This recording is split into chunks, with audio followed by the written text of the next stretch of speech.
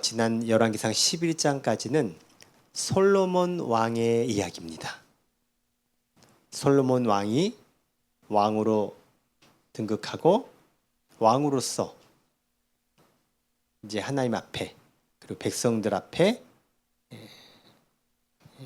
왕의 사명을 감당했던 이야기가 11장까지 나오고 이제 솔로몬이 죽고 그 뒤를 이어 솔로몬의 아들인 르호보암이 왕이 됩니다. 이제 르호보암이 왕이 되어서 10개 지파 유다와 베냐민 지파를 뺀 나머지 10개 지파의 지도자들을 이제 르호보암이 만나러 갑니다. 이유는 있어요. 선친이었던 솔로몬 왕 시대에 솔로몬이 참 많은 일들을 했습니다. 그게 업적이기도 하고 참 많은 공사를 했어요. 건축 공사를 한다는 얘기는 돈이 많이 필요했다라는 거예요. 물론 인력도 많이 필요하고. 근데 그 재원을 마련하려면 이제 방법을 가져야 되잖아요. 지출을 하려면 수입이 있어야 되잖아요. 사실 솔로몬 시대는 굉장히 부했어요. 굉장히 많은 수입이 있었다는 거예요. 조공들 바치고 무역업도 하고 그래서 굉장히 찬란한 시대를 보냈거든요. 그럼에도 불구하고 솔로몬이 하도 공사를 많이 하니까 그걸로도 부족한 거예요. 그래서 백성들에게 뭘 걷어요? 세금을 걷을 수밖에 없는 거예요. 세금을 걷어서 그걸로 충당하고 그랬던 거예요. 그렇게 40년을 보내요. 그러면서 백성들은 힘든 거예요. 부역해야죠. 세금 내야죠. 자기 생활하려면은 경제 활동을 해야죠. 그러니까 사실 이게 너무 계속 힘겨웠던 상태였던 거예요. 그래서 이제 솔로몬 사후 르호보암 또 다른 이제 왕이 이제 시작되는 그때에 요구를 합니다. 지금 백성들에게 너무 과중한 세금이 있었습니다. 오늘 성경에는 그것을 이렇게 표현해요. 우리의 멍에가 무거웠습니다. 우리에게 고역을 시킨 것이 너무 힘들었습니다. 그러니 이제 그 고역과 무거운 멍에를 가볍게 해주세요. 그러면은 왕으로 저희가 잘 모시겠습니다. 섬기겠습니다. 자, 이에 대해서 르호보암은 즉답은 하지 않아요. 그러냐? 그럼 내가 3일 동안 숙고하고 내가 답변을 알려주겠다 하고 돌려보내요. 그리고 그 3일 동안 르호보암이 자기에게 자문위원이 두 그룹이 있었습니다. 한 자문위원은 선친이었던 솔로몬 당시 신하들, 이제 원로죠, 원로 그룹이 있었고, 또 하나는 자기가 함께 성장했던, 그러니까 자기의 친구이기도 하고 함께 동반자 역할을 했던 신하들, 젊은 그룹, 시니어 그룹, 주니어 그룹이 두 그룹이 있어서 이제 각각 동일한 이 상황에 대한 대답을 요청해요. 먼저 원로 그룹이 대답을 합니다. 왕이시여, 선친께서 백성들에게 과중한 세금을 준 거는 맞습니다. 이들이 이것 때문에 힘들었던 거 맞습니다.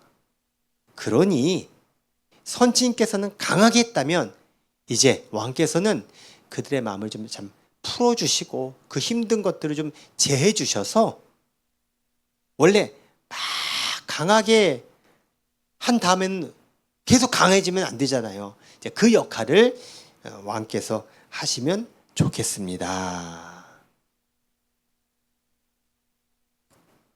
르호보암이 이 원로들의 이야기를 듣고 그렇구나 이러면 좋으련만 성경에 보니까 이렇게 나와요. 8절에 왕이 노인들이 자문하는 것을 뭐 했다? 버렸다. 그 말은 뭐냐? 무시했다, 안 들었다, 받아들이지 않았다라는 거예요. 왜요? 싫은 거예요. 자, 이제 자기와 함께 성장했던 그룹, 성경에는 어린 사람들, 소년들이라고 표현하는데 여러분, 이것은 진짜 어린 사람을 말하는 게 아니에요. 지금 함께 르호보암과 성장했어요. 르호보암 나이가 41살이에요. 그러니까 지금 함께 했던 그룹은 40대 여기 전후 젊은 그룹이에요. 근데 성경에서 어린 사람들, 소년들이라는 표현은 의도가 있는 표현입니다. 뭐냐? 잘 모르는 사람들. 어떤 세상 물정이라든지 좀 판단력이 조금 부족한 의미에서 이런 표현을 쓴 거예요. 자, 그럼 그 젊은 그룹에서 뭐라고 대답하느냐? 왕이시여, 선친께서 무거운 멍에를 주었는데 선친께서는요, 이럴 때일수록 더 세게 나가야 됩니다. 더 무겁게 멍에를 주셔야 됩니다. 채찍으로 이제 막 독려한 거예요. 그러니까 일을 막 하기 위해서 막 채찍으로 막 그렇게 독려를 선친께서 하셨다면 왕께서는 더 세게 전갈 채찍으로 그렇게 가야 됩니다. 저들이 지금 왕을 만만하게 보고 있습니다. 어떻게 저들이 왕께 이렇게 얼추당투하는 요구를 합니까? 이건 말도 안 됩니다. 지금 그런 말이에요. 자, 여기에서 르호보암의 선택은 원로였을까요? 젊은 그룹이었을까요? 일단 원로의 말을 버렸다, 안 들었다고 했잖아요. 그 말은 마음에 안 들었다는 거예요.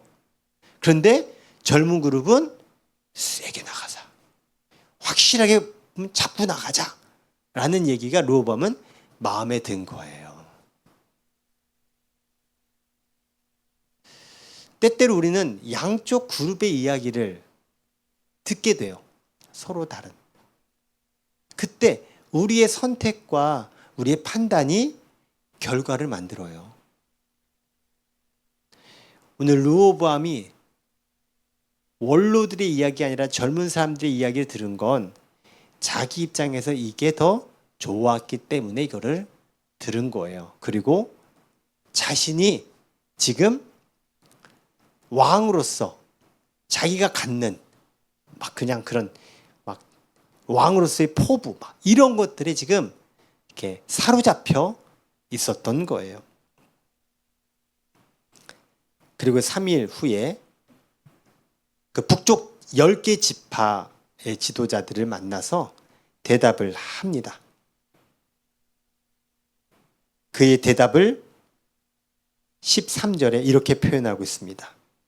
왕이 포악한 말로 백성에게 대답할세. 무슨 말로? 포악한 말. 자, 이거는 성경이 표현을 그렇게 한 거예요. 르호보암이 포악하게 말했다는 게 아니라 르호보암의 말이 어떤 말이었다는 거예요? 포악하고 잔인하고 매정하고 그런 말이었다는 거예요. 즉 노인의 자문이 아니라 어린 사람들의 자문을 선택해서 그 자문에 대답을 해줘요. 결국 그것은 백성들에게 포악한 말이었다라는 거예요. 젊은 그룹이 얘기한 그대로 전해요.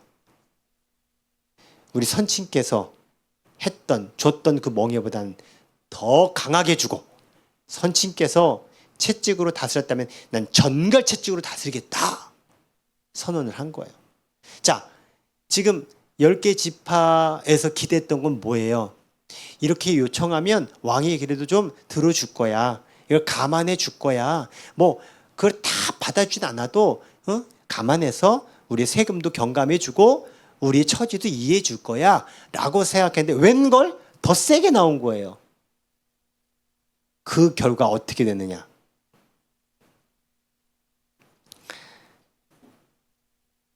16절에 보면 이렇게 나와요.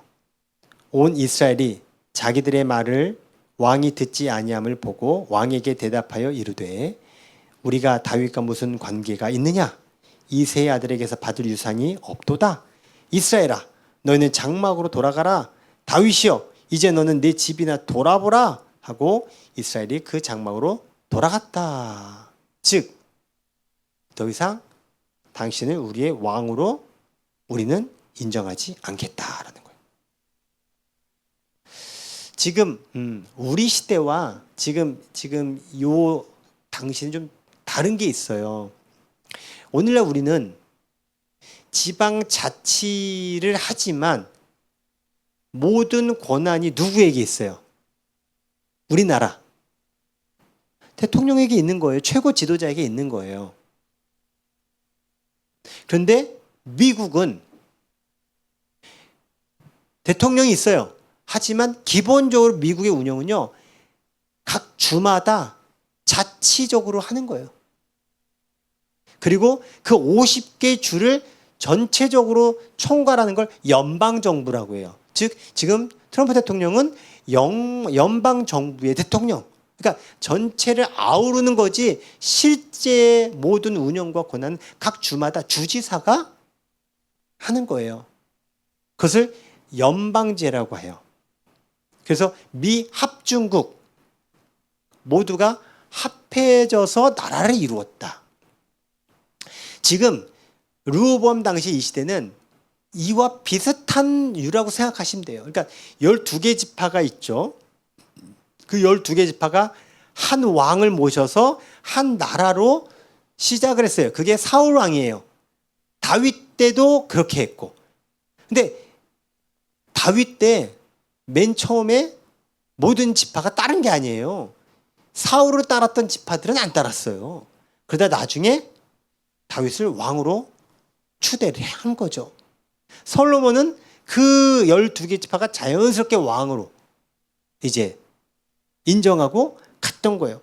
르호보암도 사실 그대로 되는 와중인데 그때 르호보암에게 근데 요구했던 것이 르호보암 왕에게 먹히지 않으니까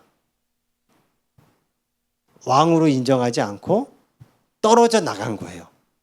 분열된 거예요. 이스라엘 역사 속에 정말 가슴 아픈 순간입니다. 가슴 아픈 순간. 한 나라가 남과 북으로 쪼개진 가슴 아픈 역사가 지금 열왕기상 12장에 소개되고 있어요. 더 이상 우리는 다윗의 가문, 유다 지파 당신네들 우리는 상관없이 지내겠다. 니들은 니들대로 살아라. 우리는 우리대로 살겠다라고 갈라선 거예요. 지금 북쪽 10개 지파가 배반한 이 상황. 자, 여러분께 물어볼게요. 누가 잘못한 거예요? 여러분은 이미 답을 다 알고 있어가지고 그 상황만 놓고 보면 배반한 10개 지파가 잘못한 거죠. 그런데요,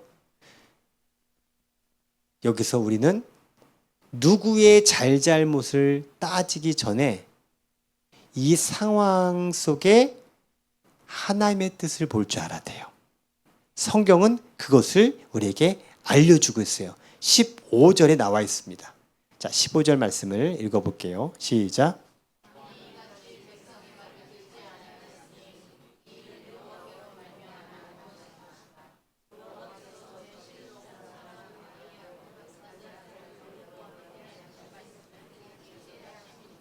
아멘.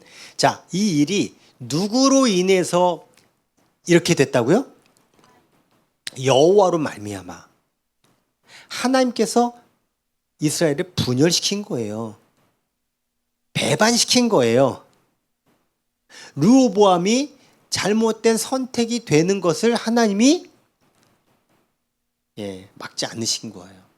이런 걸 걸어 하나님의 섭리라고 하죠. 이것은 이미 솔로몬 당시에 여로보암이라고 하는 솔로몬의 신하에게 아히야 선지자가 하나님의 뜻이라고 하면서 자기 옷을 찢어요. 12개로. 그리고 10개 조각을 여로보암에 주면서 하나님이 당신에게 앞으로 10개 지파를 주실 것이다 라고 예언을 했던 말씀이 지금 이루어진 거예요. 10개 지파가 이제 떨어져 나갔어요. 그리고 이들이 지도자가 있어야 되잖아요. 그래서 왕으로 추대한 사람이 여로보암입니다. 결국 이 모든 배후에 하나님의 뜻이 있었다라는 거예요. 여러분 보세요. 좋은 결과가 있어요. 자, 그럼 좋은 결과는 하나님의 섭리일까요? 아닐까요? 안 좋은 결과가 있어요. 하나님의 섭리일까요? 아닐까요? 우리는 좋은 결과 있으면 이건 하나님이 하신 거고, 안 좋은 일이 생기면 이거는 왠지 아닌 것 같은 생각이 들죠. 모든 사안에 적용할 수 있는 건 아니에요. 하지만 오늘 성경의 이야기는 안 좋은 결과를 하나님께서 알고 계셨고 하나님이 승인하셨고 그 하나님의 뜻 가운데 이루어졌다라는 거예요. 왜? 원인은 르호보암에게 있지 않아요. 솔로몬에게 있어요. 하나님께서 왜 이와 같은 일을 계획하셨느냐? 솔로몬이 잘못된 길로 갔기 때문에 그래요. 어떤 길이에요? 솔로몬이 정말 하나님을 잘 섬기고 하나님을 통해서 이 백성들을 잘 다스리고자 했던 그 초심을 잃어버렸어요. 그리고 하나님께서 주신 엄청난 축복들을 가지고 부귀영화를 진짜 누렸는데 그 와중에 솔로몬이 착각했어요. 이 모든 부귀영화는 어떻게 이루어진 거예요? 에? 솔로몬이 잘해서? 우연히? 하나님께서 약속하신 말씀대로 이루어진 거예요. 네가 구하지 않은 부귀와 영화도 너에게 주겠다. 그 하나님의 약속을 하나님께서 이루어 주신 거예요. 근데 어느 순간 솔로몬이 이걸 망각해 버렸어요. 자기가 잘난 줄 알고 자기가 해서 이룬 걸로 착각을 해버린 거예요. 그러면서 하나님을 놓쳐요. 그리고 막 산당 짓고 신당 짓고 이방신 제사 지내고 거기 제사장들 불러 모으고 하나님께서 경고를 하셨죠. 이미 제가 계속 열왕기서에서 말씀드렸던 바예요. 2번씩이나 경고하셨어요. 그런데 솔로몬이 듣지 않아요.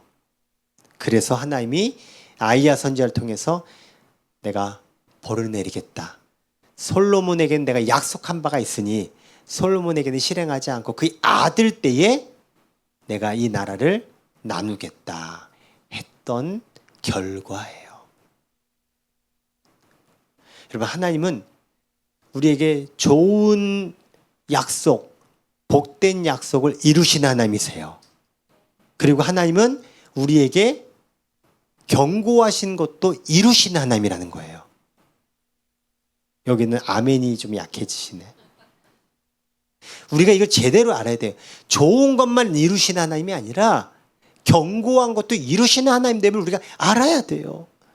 교회에서 참 제가 설교하면서 수도 없는 설교하잖아요.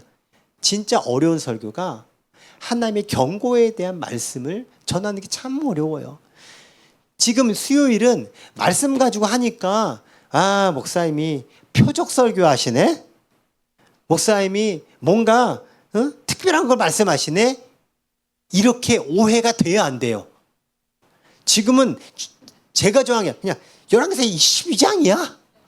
또 몇 장이야. 그러니까 그냥 있는 그대로 전해드리고 있는 거예요. 수요일 날. 그래서요. 우리 성도님들이 수요일 날 오셔야 돼.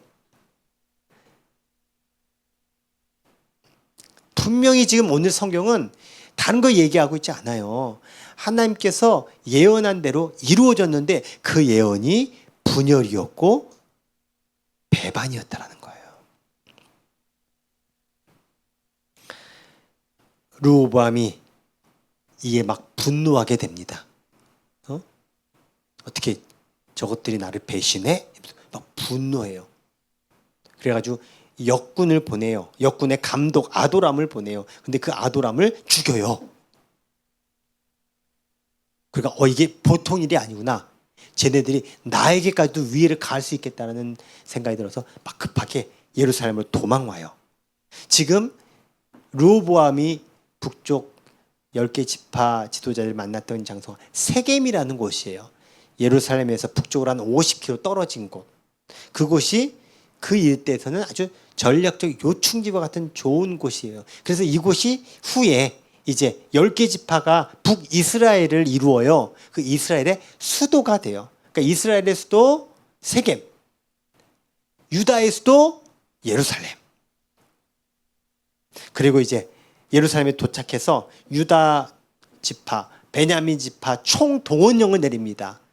18만 명이 모여요. 그리고 저 배반자들, 저 북이스라엘 처단하러 가자. 전쟁을 일으키려고 해요. 그 순간 하나님이 선지자를 보내요. 스마야라는 선지자를 통해서 이와 같이 말씀하십니다. 24절을 읽어볼게요. 24절입니다. 시작.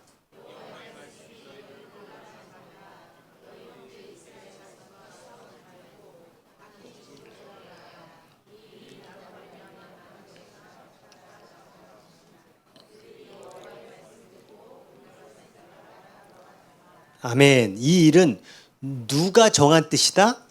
하나님이 정한 뜻이니 니들 허튼 짓 하지 마, 그 말이에요. 감정에 휩쓸려서 전쟁하지 마. 이거는 하나님의 섭리 가운데 뜻이 이루어진 거야. 그래서 그걸 받아들여요. 이게 이제 어렵게 한 나라를 이루었던 이스라엘의 가슴 아픈 역사, 분열의 역사예요. 자, 그리고 나서 이제 오늘 성경의 장면은 북이스라엘로 장면이 옮겨갑니다. 자, 10개 지파 지도자들이 누구를 왕으로 추대했다고요? 여로보암. 이 여로보암이 이 당시 어디 있었냐면 애굽에 있었어요. 솔로몬의 신하로 여로보암이 있다가 도망간 거예요. 자신에게 안 좋은 상황이 벌어져서 망명한 거예요, 애굽에. 그랬다가 솔로몬 왕이 죽었다라는 소식을 듣고 자기를 잡으려는 왕이 죽었으니 이제 다시 온 거예요. 그리고 이 여로보암에 대해서는 이미 다 알고 있어요. 당시 솔로몬 왕 당시 잘 나갔던 신하였어요. 그러니 이 10개 지파가 여로보암을 우리 지도자로 삼아야겠다고 왕이 돼요. 자, 이 이야기는 제가 얘기했죠. 아이야 선지자를 통해서 10개 지파를 맡기겠다는 하나님의 뜻이 실현된 거예요. 그러니까 여기까지는 지금 인간적인 여러 가지 일들이 벌어졌어요. 예? 제가 쭉 오늘 설명한 게 다 인간적인 거예요. 르호보암 입장에서 자기 입장에서 생각하고 판단하고 행동하고, 그리고 그 10개 지파도 지네들 입장에서 요구하고 배반하고 다 인간적인 거예요, 지금. 근데 그 인간적인 행동과 판단과 분열과 막 그런 싸움 같은 상황을 지금 하나님이 주관하고 계시다라는 거예요. 아이러니한 것 같은데. 그래서 우리 인생은요, 그 안에 있으면 절대로 몰라요. 다 지나고 나서 딱 보면 이게 하나님의 계획 속에 이루어진 거구나 라는 걸 알게 되는 거예요. 그러니까 모르는 게 그냥 당연해요. 그러니 우린 알기 위한 게 중요하지 않아요. 그러니까 하나님 알려주세요. 여러분, 그거를 추구해서 하나님이 다 알려주시지도 않고요. 알려주셔도 사실은 우리가 이해를 못해요. 잘 모르겠다.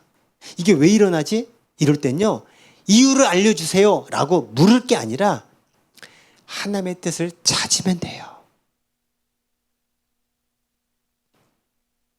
그래서 여로보암이 이제 왕이 돼요. 여기까지는 다 하나님의 계획 속에 하나님의 뜻대로 다 이루어졌어요. 근데 그 다음 장면부터가 큰 불행의 씨앗이 됩니다. 자, 그게 26절 이하에 나오는데요.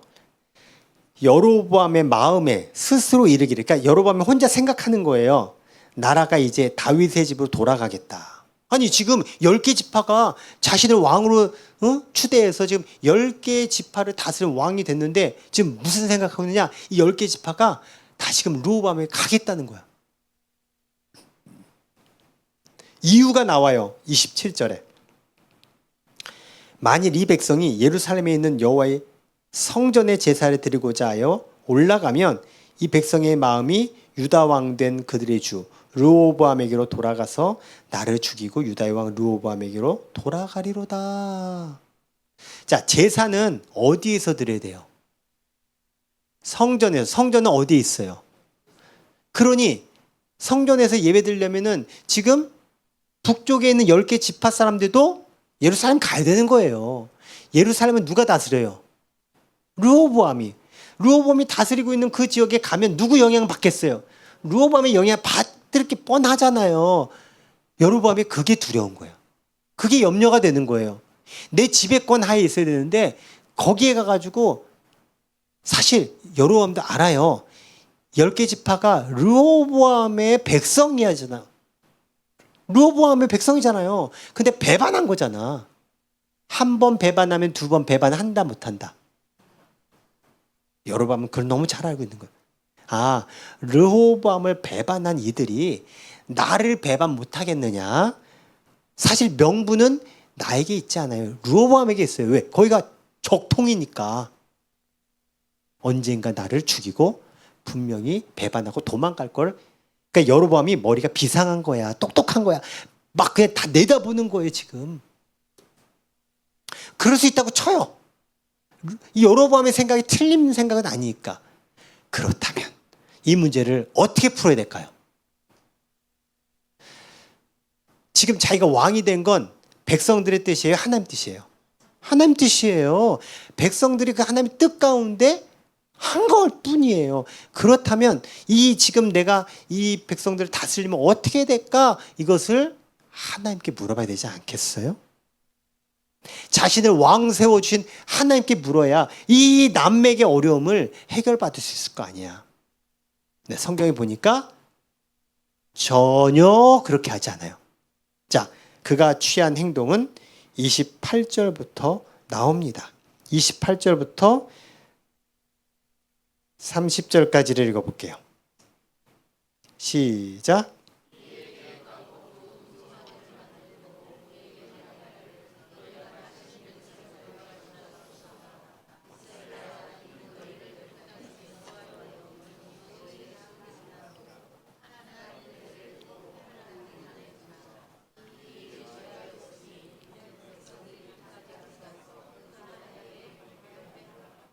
아멘.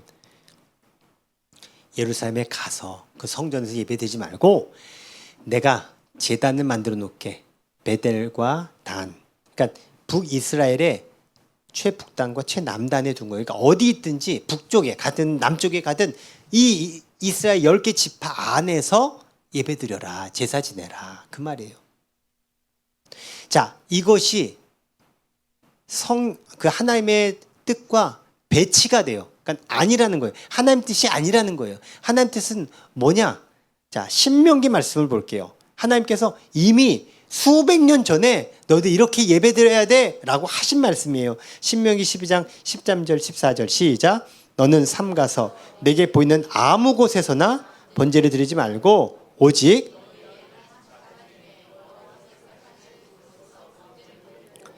또 내가 내게 명령하는 모든 것을 거기서 행할지니라. 아멘. 아무 곳에서나 제사 지내지 마. 니들 하고 싶은 곳, 니들 가까운 곳, 니들 편의를 감안해서 그거 아니야. 내가 지정한 곳에서 제사 지내. 그게 바로 그 당시에는 성막이었어요. 아, 왜 성막에서만 제사 지내? 내 집 마당 앞에서도 지내면 안 돼? 아니, 성막에서만 해야 돼 라고 지정을 하신 거예요.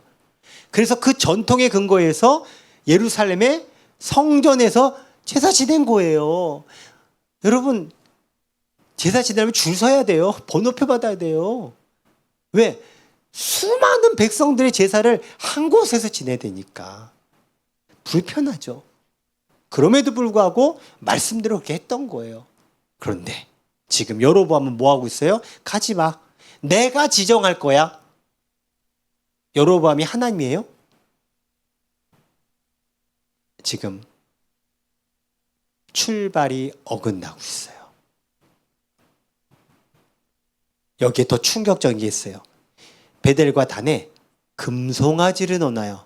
그리고 말해요. 이게 하나입니다. 제가 설교할 때 때때로 좀 이렇게 막 진짜 같은 느낌으로 제가 좀 이렇게 표현들을 아주 특별하게 한 적이 있죠.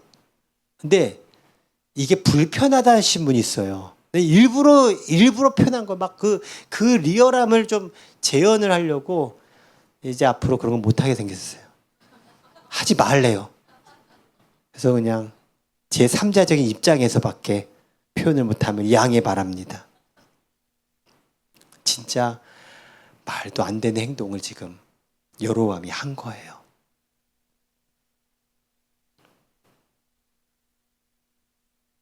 그뿐 아니에요. 제사장은 어느 지파에서 해야 돼요?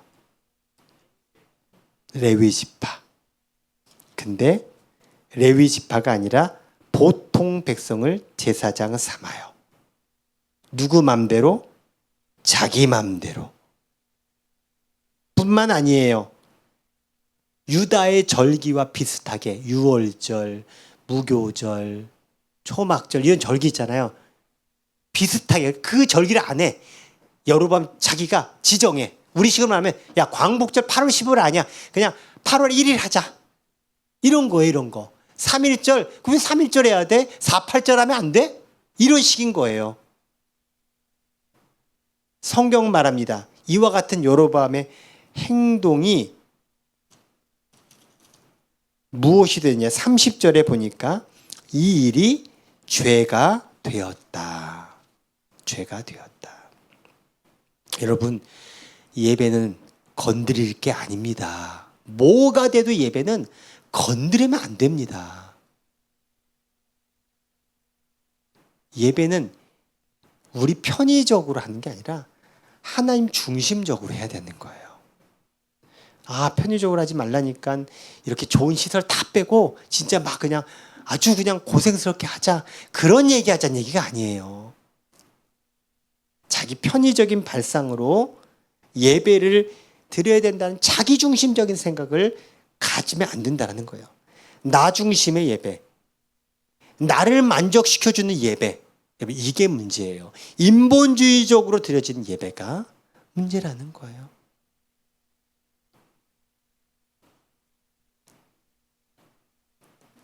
지금 여로보암의 이 행동을 오늘 성경은 단적으로 또 이렇게 표현해요. 마지막 33절을 보면 그가 자기 마음대로 정한 달. 뭐예요? 지금 여로보암이 하고 있는 건 다 자기 마음대로 하고 있어요. 물어볼게요. 여로보암이 왕이 된 건 여로보암이 쟁취한 거에 하나님이 주신 거예요. 여로보암이 왕이 될 자격이 있어서 왕이 된 거예요. 하나님이 왕을 세워주신 거예요. 그렇다면 자기 마음대로 해야 돼요. 나를 세우신 하나님 뜻대로 해야 돼요. 그게 답이에요. 그게 답. 우리 인생도 마찬가지예요.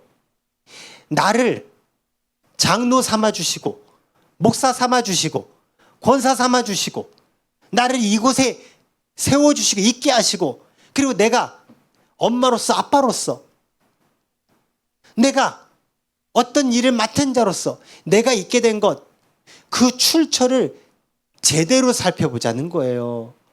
내가 잘나서 내가 실력이 돼서 내가 뭐가 되어서 그것 이전에 하나님의 뜻이 있다라고 한다면 우린 누구 뜻에 따라서 사명을 감당해야 된다는 거예요? 하나님 뜻에 따라서. 잘 모르겠어요? 그러면 하나님 앞에 물어야죠. 기도해야죠. 어떻게든 적어도 내 마음대로가 되지 않게끔 해야죠. 아멘이 나올 줄 알았는데 안 나오면 제가 설교를 잘 못했나? 여러분, 오늘 성경은 르호보암이라는 사람, 여로보암이라는 사람을 통해서 우리에게 동일한 메시지를 주고 있어요. 르호보암이 왕이 된 건 내가 솔로몬의 아들이니까 왕이 된 거야 라는 르호보암이 착각을 하고 있다는 거예요. 그 착각을 깨놓은 게 뭐예요? 10개 지파가 분열해서 그 나라가 반토막이 아니죠. 6분의 1 토막 난 거. 그때 깨달았는지는 모르겠어요.